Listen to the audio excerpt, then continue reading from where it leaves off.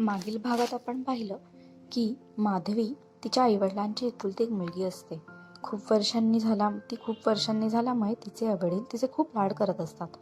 पण तिला पण तिच्या जबाबदारीची आणि आईवडिलांच्या प्रेमाची जाणीव असते. असंच ती 25 वर्षाची झाल्यानंतर तिच्या आईवडिलांना तिचं लग्न करावंसं वाटतं. त्यासाठी तिचे वडील एक स्थळही पाहतात. पण माधवीच्या मनामध्ये रोहित असतो. त्याबद्दल ती तिच्या वडिलांना सांगते. आता पुढे, बाबा, मला तुम्हाला सांगता आले नाही आणि तुम्ही उद्या कांदेपोह्याचा कार्यक्रम ठरवला आहे. मी नाही जाऊ शकत त्या पाहुण्यांपुढे. मला माफ करा. काहीसा गंभीर चेहरा करून माधव ताडकन उठून उभा राहिला. माधवी, तू आम्हाला इतकं परकं समजलंस का की तुझ्या मनातले सांगायला कुठली तरी परिस्थिती निर्माण व्हायला हवी? माधवीला तिची चूक पुन्हा एकदा उमगली. तिच्या डोळ्यातून अश्रूंच्या धारा थांबायला तयारच नव्हत्या. पण बेटा, उद्या ज्यांना बोलावलं आहे तो माझा अनेक वर्षापासूनचा खूप चांगला मित्र आहे. मी आत्ताच त्याला फोनवर नकार कळविला ते योग्य होणार नाही. त्यांना उद्या येऊ दे. कार्यक्रम ठरलाच आहे तर कार्यक्रम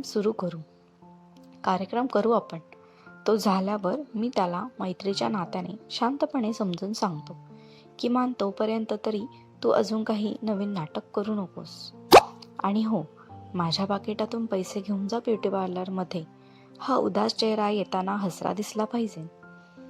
तो बाबांचा आदेश समजून माधवी बाहेर पडली. ती उशिराच घरी परतली तिच्या मैत्रिणींसोबत. त्या रात्री कोणीच एकमेकांशी फारसे काही बोलले नाही. रविवारी सकाळी घाई गडबड सुरू झाली. पाहुणे येणार म्हणून त्यांच्या तयारीसाठी दूध, पोहे शिवाय 1-2 नारळही माधवने पिशवीतून आणली. माधवी मात्र हे सारे पाहून अजूनच गोंधळात होती. बाबा तर माझ्यावर खूप प्रेम करतात. ते माझ्या मनाविरुद्ध लग्न नाही लावणार, पण त्यांच्या मित्राला दुखवू नये त्यासाठी ते इतकं काळजी घेत असतील का? माधवी आपल्या खोलीत गेली. ती बाहेर आलीच नाही.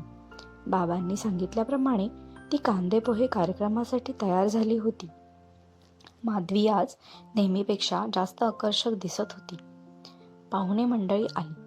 बऱ्याच गप्पाटप्पा झाल्यानंतर पाहुण्यांनी मुलीला बोलवा असे सांगितले.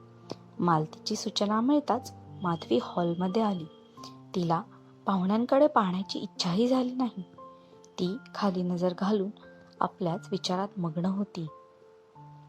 मुलगी छान आहे. आम्हाला पसंत आहे, माधवीच्या समोर पाहुण्यांनी सांगितल्यामुळे माधवी गडबडली. तेवढ्यात माधवने चर्चा पुढे नेली. ते ठीक आहे, पण माझ्या पोरीला पसंत आहे का नाही ते बघू दे मला. काय माधवी बेटा, तुला आहे का मुलगा पसंत?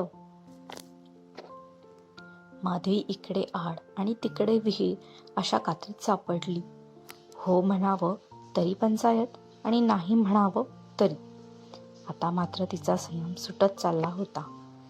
जे काही बाबांना सांगितले तेच आपण पाहुण्यांना सांगावे आणि हा विषय इथेच थांबावा असा विचार करून तिने मान वर केली. पण समोर रोहितला पाहून आनंदाने उड्या माराव्यात की ओरडावे जोरजोरात हे तिला काही कळेना. तिच्या कावऱ्या बावऱ्या चेहऱ्याकडे पाहून पाहुण्यांसह आईबाबाही जोरजोरात हसू लागले. तेव्हा मात्र तिला हा सगळा डाव आधीच शिजला असल्याची खात्री पटली. अगदी लाजत आणि लटक्या रागाने तिने बाबा, काय हे असं? कुणी असं वागतं का आपल्या लाडक्या बेटीशी? असं म्हणत माधवच्या छातीवर डोकं टेकवलं.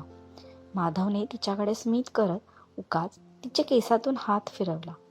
मायेचा हात हे सगळं किचनमधून पाहणारी मालती आनंदाश्रूंनी भिजून गेली होती. फ्रेंड्स, कथेचा आजचा भाग कसा वाटला कमेंट बॉक्समध्ये मला नक्की सांगा. व आपल्या चॅनलला लाईक, शेअर, सबस्क्राईब नक्की करा आणि बेल आयकॉनवर क्लिक करा. अशा नवनवीन कथा मी लवकरच घेऊन येईल. धन्यवाद.